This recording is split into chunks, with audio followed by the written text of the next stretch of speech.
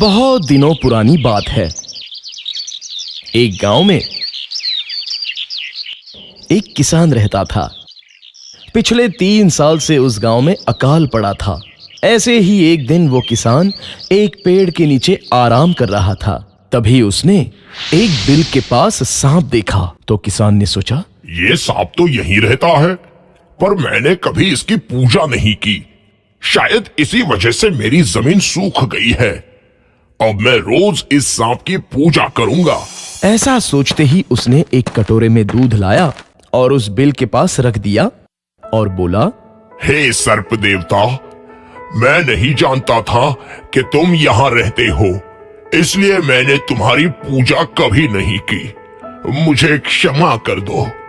अब मैं रोज तुम्हारी पूजा करूंगा। ऐसा कहकर किसान वहां से चला गया।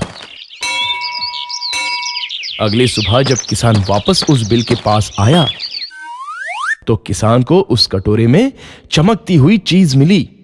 वो एक सोने का सिक्का था। किसान समझ गया कि ये जादुई सांप है। उस दिन से फिर किसान रोज सांप को दूध पेश करता और एक सोने का सिक्का प्राप्त करता।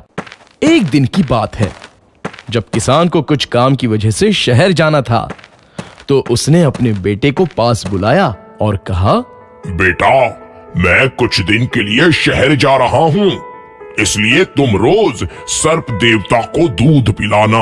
ऐसा कहते ही किसान शहर चला गया। इधर उसके बेटे ने दूध लिया और सांप के बिल के पास रखा और वहां से चला गया। अगली सुबह जब किसान का बेटा उस बिल के पास आया तो उसने देखा कि कटोरे में एक सोने का सिक्का है। तो वो सोचने लगा, ये सांप तो कंजूस है। इसके बिल में तो बहुत सारे सोने के सिक्के होंगे, लेकिन हमें ये एक ही सिक्का देता है। अगर मैं इसे मार दूं तो सारे सोने के सिक्के मेरे होंगे।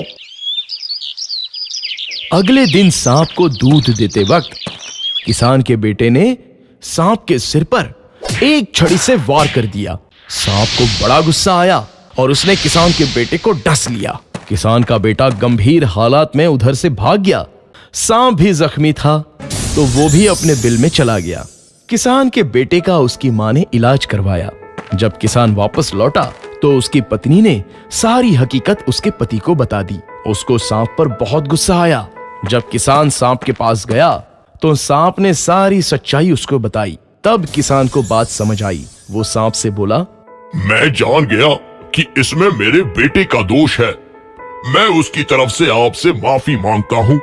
कृपया मुझे माफ कर दो। फिर किसान वहां से चला गया और वापस लौटकर साथ में कटोरे में दूध लाया और सांप को दिया और सांप से कहा, कृपया मेरे बेटे को भी माफ कर दो।